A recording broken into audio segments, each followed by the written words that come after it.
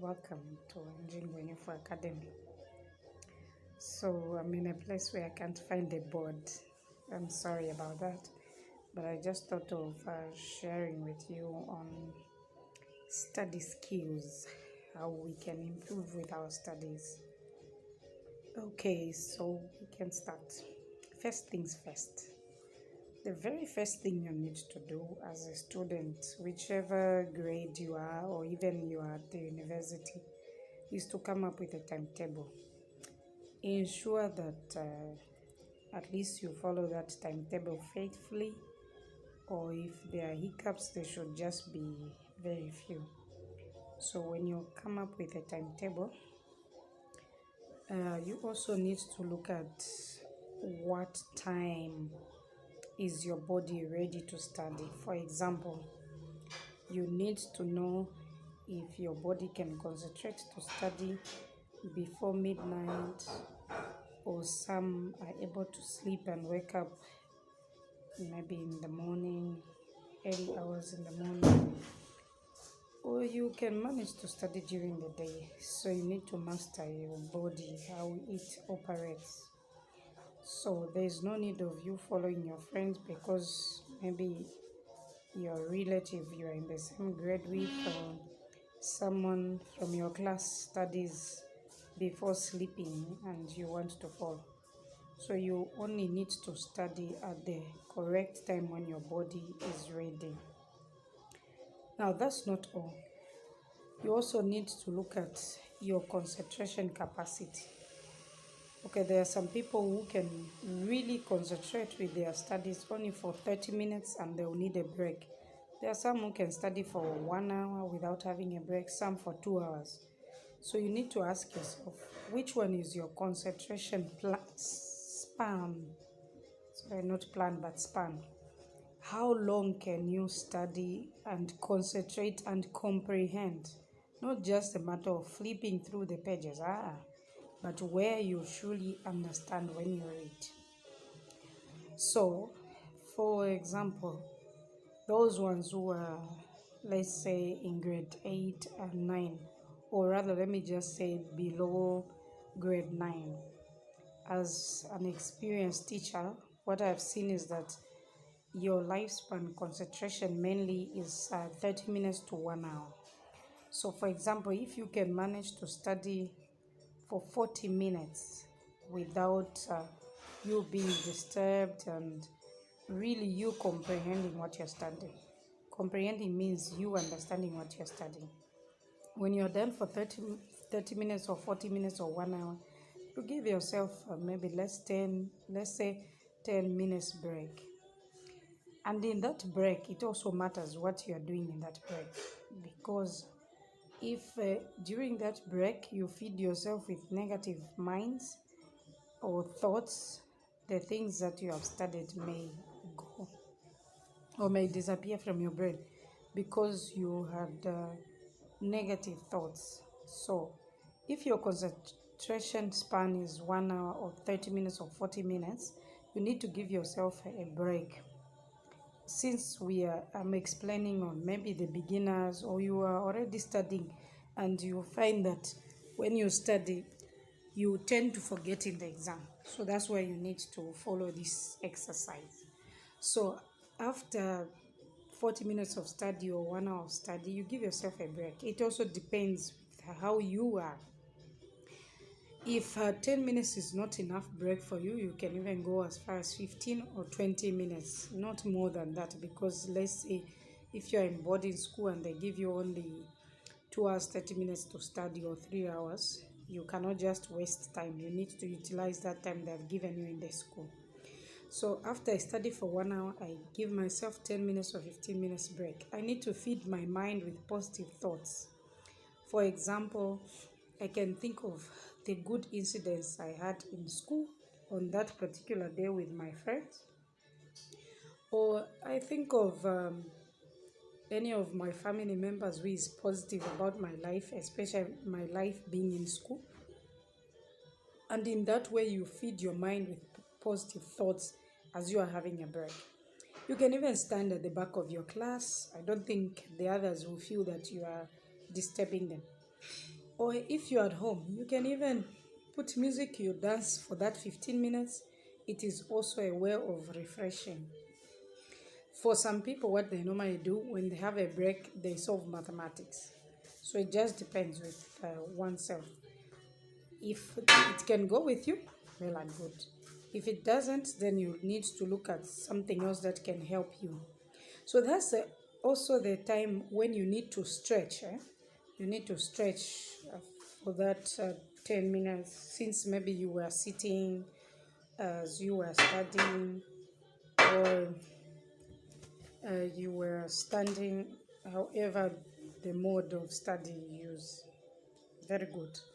Another thing that you need to notice how your body posture is when you are studying. So, okay, an ideal one and the one that will make you not to sleep or doze is uh, is um, is what is sitting.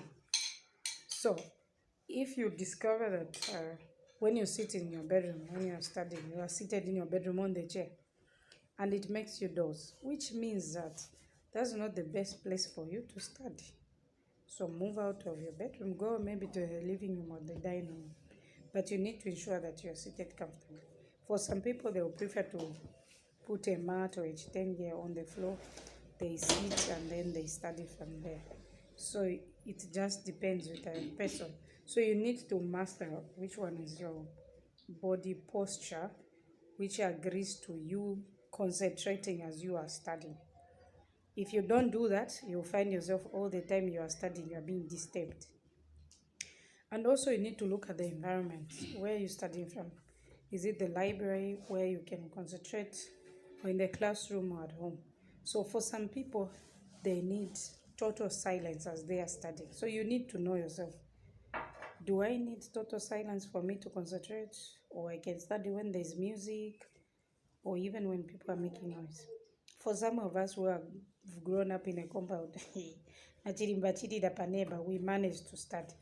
So it's just a matter of each individual. So how best can you start? In which environment? You also need to consider that. Very good. Again, when you finish studying for that 30 minutes, now you are getting back to your books. For the 20 minutes or 15 minutes you had for break, you are going back to your books. How do you help yourself to remember what you have been studying? How do you recall? You need to test yourself. What you studied, have you understood? Okay. So it also depends. For some, they speak to themselves, repeating the things they were studying, or rather summarizing the things they were studying. For some, what they normally do, they write in a book. Some of my pupils call those little books as study books. So you start writing, or rather recording and writing what you had studied. That's what some do. For some, they speak to a friend. They tell a friend what they were studying. For example, if you are studying on Shaka, you are explaining Shaka was born in 19 da da da. So that kind of a scenario, it requires maybe the two of you have the similar timetable. You are studying maybe the same subjects so that you don't distract your friend. You can't come and explain to me on Shaka whilst I'm studying civic education or I'm studying biology. So that's why there are some pupils who make group studies. They join group studies rather, then they study the same subject so that when you are stuck on that particular day, I'm studying mathematics, you're also studying mathematics. It's easy for me to consult you so that I don't disturb you if you are studying something else. So even that is also a good idea where the two of you or three of you agree to come up with the same timetable and you study similar as the subject. Or you can even agree to study on the similar topic. So that is also another way that will help you to remember what you have been studying, or to test yourself if you have studied, if you have understood. Then another way would be you look for a question paper and you go through on that particular topic which you have studied. The mistake that most people do is they will study maybe 3 topics in that 1 hour or in that 2 hours. When you do like that, your brain, like I said, will be shattered. You will not understand because the length of concentration is not 3 hours for you. Like I've said, for big uh, girls and boys, maybe starting from grade 10, going up to 12, and those in the university, they can manage at least to concentrate even for 2 hours. But again, to my experience, even those ones in who are from grade 10 to 12, the 2 hours is too much for them. They don't manage. That's what I have come to analyze. So that's why I'm telling you, or rather, I'm teaching you how to help yourself understand the things that you study. This is what makes most people is not to remember when they go to the exam, because you never tested your brain to see if you really comprehended what you studied. So that's how it goes. So now there are certain topics and certain subjects that you need to study almost on a daily basis. For example, mathematics, English. Now, this doesn't mean you need to remove them from your timetable or you just study them every day and they are written on the timetable. So, this is what I mean. For example, if on a Monday I have uh, three subjects to study, or two subjects to study. It depends the school you are at and the time for your studies. So, for example, if I study early in the morning before I go to school, if I'm a day scholar, and also when I come back in the evening. So, in the morning, I can put maybe an information subject, because when you wake up, your mind is very, very active. So let's say on a Monday I put civic education in the morning. I go to school, I come back home. And from home I study, let's say from 20:30 to 22 hours. And I want to study two subjects in the evening. So before I study, let's say chemistry is what I'm going to study, and geography. So before I start studying chemistry, I solve for 15 minutes mathematics. Those same sums I was given in the morning to go through in case I got some wrong, or even if I got some correct, so that the brain comprehends that sum I did. Then maybe I can even do two rewrites what I learned in English in the morning. And also, let's say you are doing chemistry or physics and you have reached where you are doing calculations. You can also do one calculation before you start studying. Then you go to that your physics, and then after studying physics, you have a break. Like I said earlier on, you recall what you are studying, then you go to another subject. So in that way, you will discover that you become a very good mathematician, because every day you repeat what you had learned. Now, this doesn't mean you don't need to put mathematics on your timetable. So that kind of solving is for every day, repeating what you did in the morning whilst you are in school. Then now on the timetable, you can put mathematics maybe just twice in a week, because every day you solve math. Now that twice, it depends with your program. Maybe you study even up to Sunday, you can even put 3 times or even 4 times. So when you are now studying mathematics, not like a short period of time for 15 minutes, then you can even revise those things that you have already done. Then you can even go to past papers. So in that way, you see that you are becoming very good in all the subjects you are concentrating. So that is how you can study. So don't forget, I said the very first thing is having a timetable. Try and stick to your timetable. Try by all means. Even if it is a Saturday, maybe you have gone for a party. If your timetable is telling you that from 21 hours to 23 hours you need to study, even if you went for a party, ensure that as you are at the party, you tell yourself not to dance too much, not to eat too much, so that when you reach home, you're just tired, you just go straight to sleep. You need to have that conscious in your mind, because you're a student. I mean, you want to prepare for your future. That party will always come and go.